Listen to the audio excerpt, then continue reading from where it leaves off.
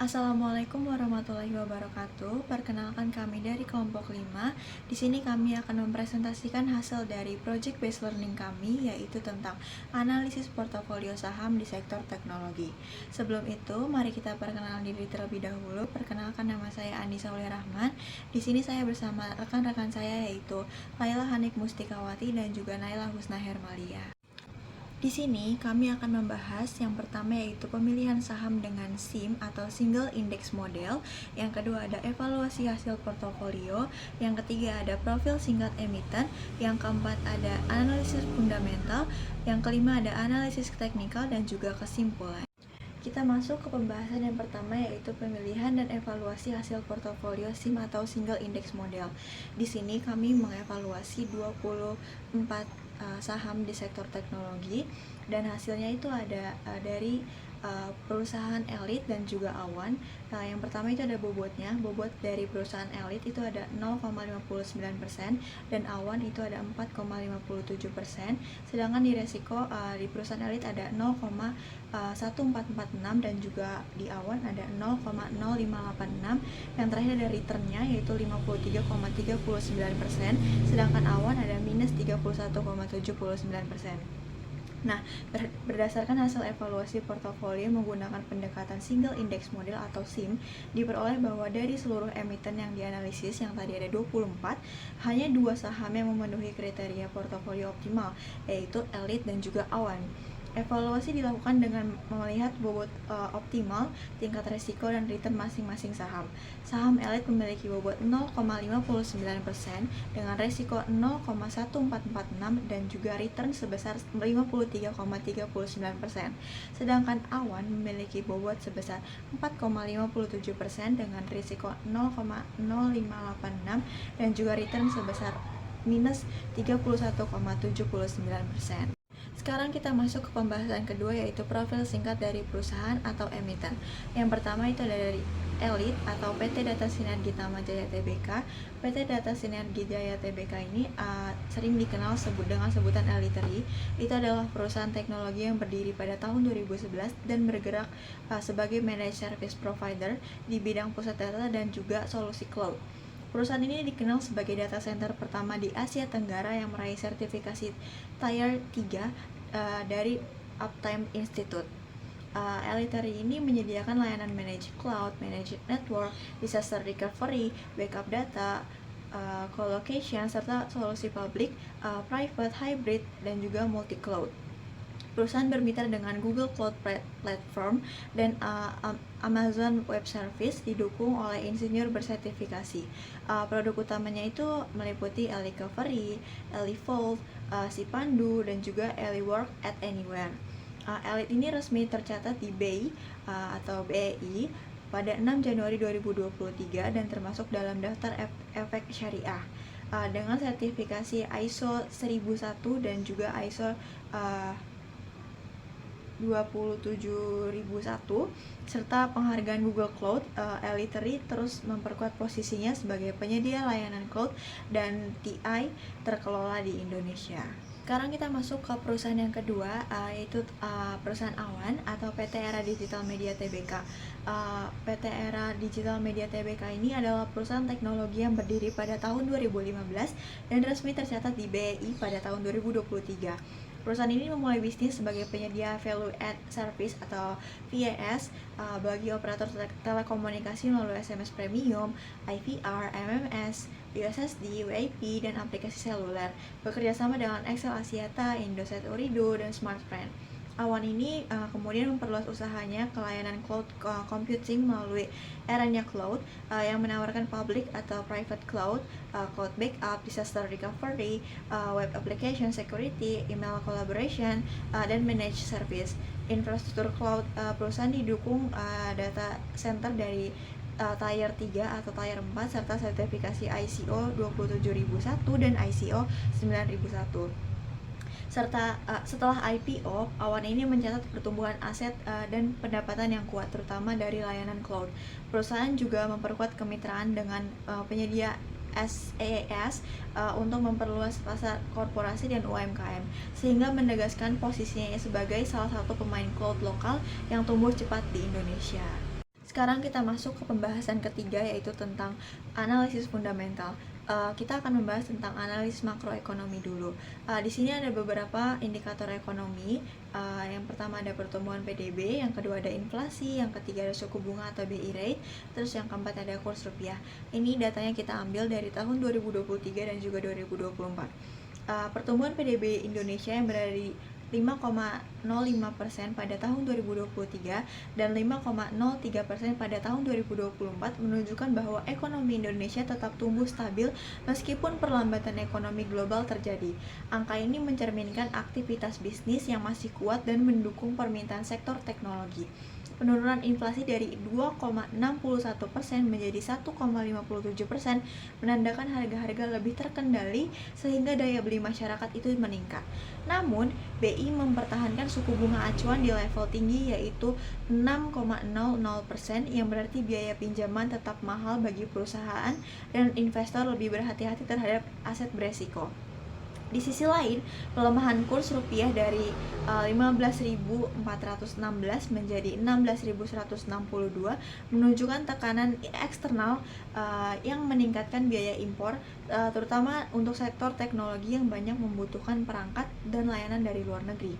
Kondisi ini membuat PT Awan lebih rentan karena bergantung pada belanja digital dan konsumsi. Sementara PT Elite lebih mampu beradaptasi karena memiliki pendapatan berbasis kontrak jangka panjang. Untuk pembahasan selanjutnya akan dijelaskan oleh teman saya, yaitu Naila Husna Hermalia. Sektor teknologi Indonesia mengalami pertumbuhan yang kuat seiring meningkatnya penggunaan internet, percepatan digitalisasi, serta dukungan pemerintah terhadap pengembangan ekosistem digital. Permintaan terhadap layanan cloud computing, software, fintech, dan keamanan cyber terus meningkat, sehingga membuka peluang ekspansi yang besar bagi perusahaan teknologi. Namun demikian, industri ini juga menghadapi persaingan yang ketat dari pemain lokal maupun global, serta tuntutan inovasi yang cepat agar tetap relevan di pasar. Sejalan dengan kondisi industri tersebut, emiten teknologi seperti Awan dan Elite berada pada posisi yang strategis karena berfokus pada layanan cloud, data center, dan managed service yang permintaannya terus meningkat. Namun, dari perspektif pasar modal, kinerja saham Awan dan Elite tidak hanya dipengaruhi oleh peluang pertumbuhan industri, tetapi juga oleh kemampuan perusahaan dalam mengelola belanja modal, menjaga efisiensi operasional, mempertahankan margin profitabilitas, serta memperkuat keamanan dan diferensiasi layanan. Oleh karena itu, keberlanjutan kinerja dan prospek saham Awan dan Elite sangat bergantung pada strategi pengelolaan resiko dan juga daya saing jangka panjang perusahaan. Selanjutnya kita akan masuk ke analisis rasio likuiditas untuk membandingkan kemampuan Elite dan Awan dalam memenuhi kewajiban jangka pendeknya.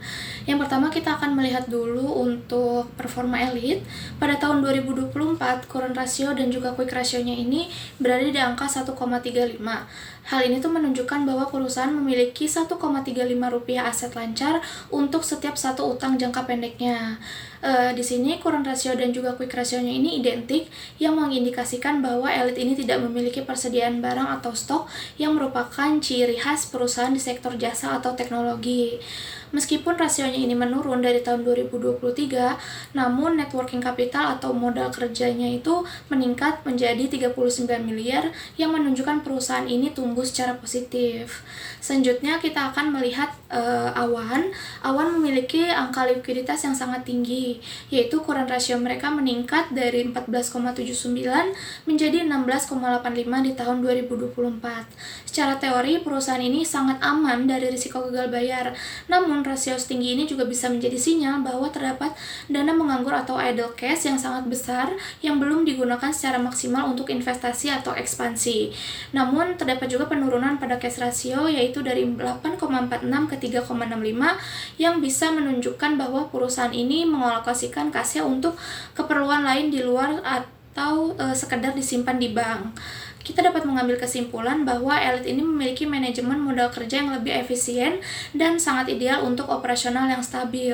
Sementara Awan memiliki tingkat keamanan finansial yang sangat tinggi, namun perlu dievaluasi lebih lanjut agar aset lancar tersebut tidak menjadi tidak produktif. Selanjutnya kita akan masuk ke pembahasan rasio solvabilitas untuk menjelaskan kemampuan jangka panjang perusahaan ini dalam memenuhi kewajibannya.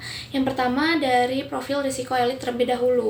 Perusahaan elit ini memiliki struktur utang yang lebih moderat dengan debt to equity rasionya sebesar 1,08 di tahun 2024.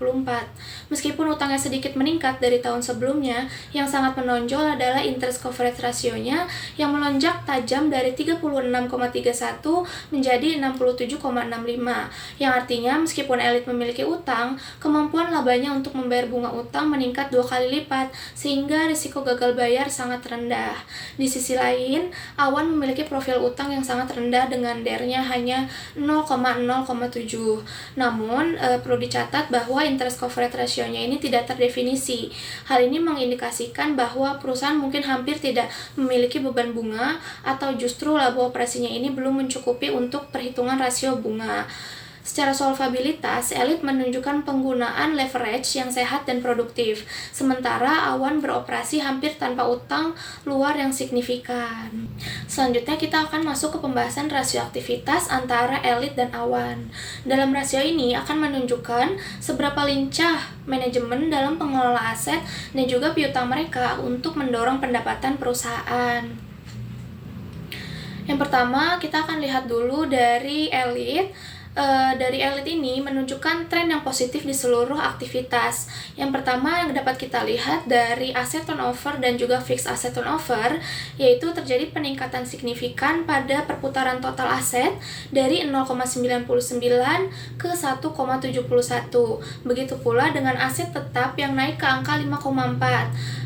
Kenaikan angka ini menandakan bahwa elit semakin produktif dalam menggunakan asetnya untuk menciptakan penjualan. Selanjutnya kita juga dapat melihat dari manajemen piutang.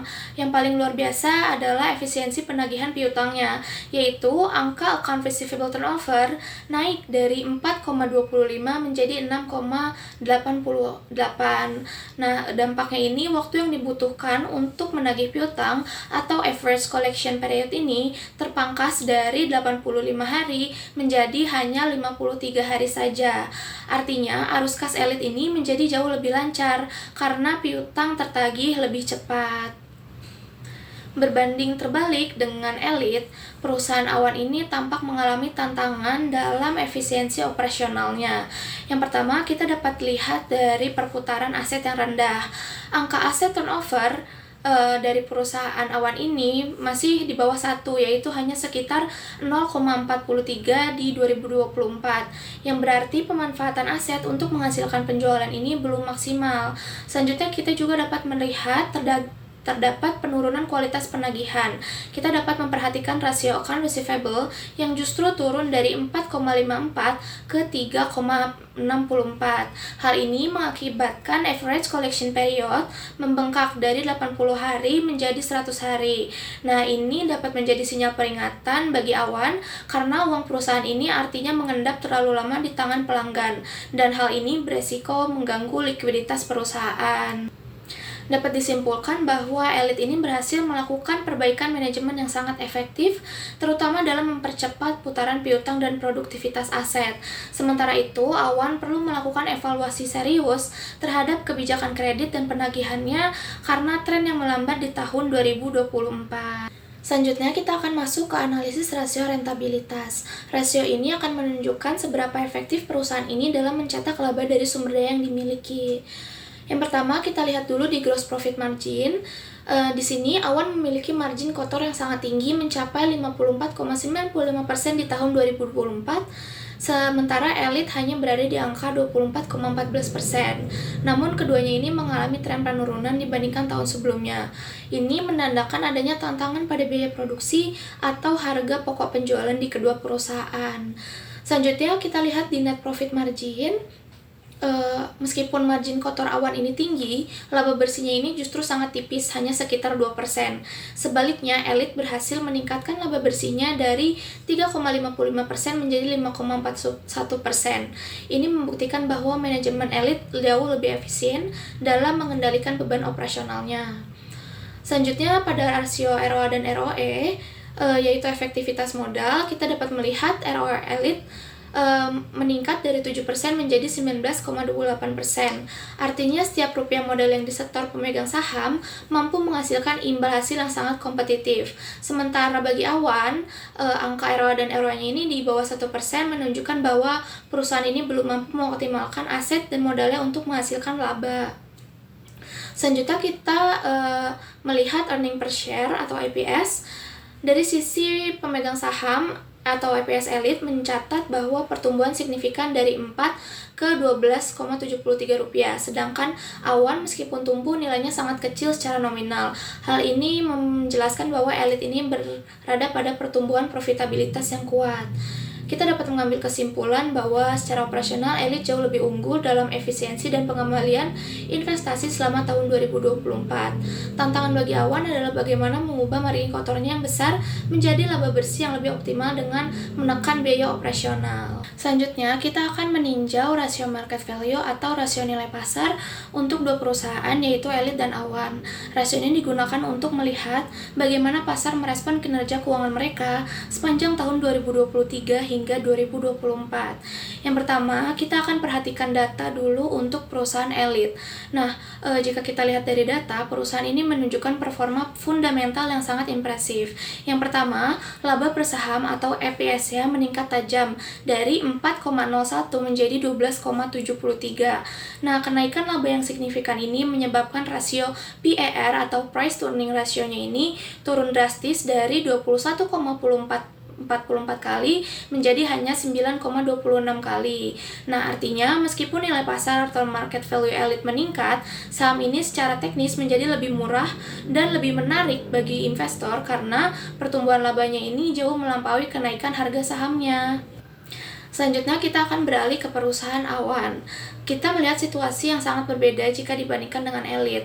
Nah, pada perusahaan Awan ini, meskipun market value Awan mencapai angka 1,118 triliun, namun kontribusi laba per saham atau EPS-nya sangat mikro, yaitu hanya sekitar 0,0019. Hal ini menyebabkan rasio PER dan PBV-nya berada di angka yang sangat tinggi atau ekstrim. Nah, pasar ini memberikan valuasi yang sangat premium atau spekulatif terhadap Awan, yang mana harganya tidak lagi mencerminkan nilai buku aset maupun laba real yang dihasilkan saat ini. Nah, jika dibandingkan antara keduanya, yaitu antara saham Elite dan Awan, Elite adalah gambaran perusahaan yang valuasinya semakin sehat seiring pertumbuhan profit. Sedangkan untuk perusahaan Awan adalah gambaran perusahaan dengan valuasi pasar yang sangat tinggi namun belum didukung oleh fundamental laba yang kuat. Selanjutnya, saya akan menjelaskan bagian analisis teknikal. Analisis teknikal itu sendiri adalah teknik analisa yang menggunakan data statistika dan tren untuk melakukan prediksi pada pergerakan saham di masa depan. Analisis teknikal menggunakan harga masa lalu, volume perdagangan, dan data lain yang tersedia di masa lalu untuk mengidentifikasi tren harga yang diyakini bertahan di masa depan. Selanjutnya, pada slide ini terlihat tabel perhitungan expected return dan risiko untuk saham Elite dan Awan berdasarkan data harga harian dari Januari sampai September 2025. Untuk hasilnya dapat dilihat pada tabel yang tertera. Selanjutnya, pada slide ini ditampilkan grafik tren pergerakan saham Elite selama periode Januari hingga September 2025. Pada grafik tersebut, terlihat bahwa pergerakan saham Elite selama Januari sampai September 2025 menunjukkan lonjakan kuat dari area 120 sampai 130 hingga mencapai resistensi 308, disertai peningkatan volume yang menggambarkan akumulasi besar. Setelah itu, harga terkoreksi dan bergerak melemah secara bertahap, sementara volume menurun menandakan pergeseran dari fase akumulasi ke distribusi. Indikator RSI sempat menyentuh area overbought pada awal Maret dan kembali memasuki oversold di Juli sebelum harga mulai stabil. Memasuki Agustus, RSI naik lagi ke area jenuh beli, namun tanpa dukungan volume yang memadai sehingga belum membentuk tren bullish baru. Secara keseluruhan, Elite berada dalam fase konsolidasi dengan volatilitas menurun, di mana area 180 sampai 200 menjadi batas yang harus ditembus untuk mengonfirmasi potensi penguatan, sementara penurunan di bawah 160 dapat memberi sinyal lanjutan tekanan jual. Setelah melihat pergerakan saham Elite, selanjutnya kita beralih ke grafik tren saham Awan untuk melihat bagaimana pola pergerakannya selama periode yang sama. Grafiknya dapat dilihat melalui gambar berikut. Pada grafik tersebut terlihat bahwa pergerakan saham awan pada Januari sampai September 2025 menunjukkan tren turun yang cukup jelas setelah gagal bertahan di area 400 sampai 450. Kemudian bergerak membentuk pola lower highs dan lower lows. Sejak Juli, harga mulai memasuki fase konsolidasi dalam range 220 sampai 280 dengan 220 menjadi support penting. Indikator RSI berada di level netral, yaitu 40,50 dengan sinyal divergensi yang mengindikasikan melemahnya tekanan turun. Kondisi ini menempatkan awan pada titik penentuan arah, di mana potensi penguatan baru terlihat apabila harga mampu menembus 280 dengan volume besar. Sementara penurunan di bawah 220 akan mengonfirmasi tren turun lanjutan. Mengingat volume yang masih rendah, keputusan investasi sebaiknya menunggu konfirmasi breakout yang lebih kuat. Selanjutnya, saya akan menyampaikan kesimpulan serta saran investasi berdasarkan keseluruhan hasil analisis yang sudah kami lakukan. Dari perhitungan single index model, terlihat bahwa hanya elit dan awan yang memenuhi kriteria efisiensi. Namun, evaluasi fundamental dan teknikal memperlihatkan perbedaan kinerja yang jelas. Elit memiliki profitabilitas lebih kuat, efisiensi operasional yang baik, valuasi wajar, serta pola harga yang lebih stabil. Sebaliknya, awan menunjukkan profitabilitas tipis, efisiensi rendah, valuasi tinggi, dan tren harga yang cenderung menurun. Temuan ini menegaskan pentingnya menggabungkan analisis kuantitatif, fundamental, dan teknikal dalam pengelolaan portofolio. Berdasarkan keseluruhan analisis tersebut, saham elit lebih direkomendasikan sebagai pilihan investasi utama karena menawarkan risiko yang lebih rendah dan prospek yang lebih stabil. Sementara itu, awan dapat dipertimbangkan hanya untuk investor dengan toleransi risiko tinggi dan memerlukan pemantauan ketat terhadap pergerakan pasar.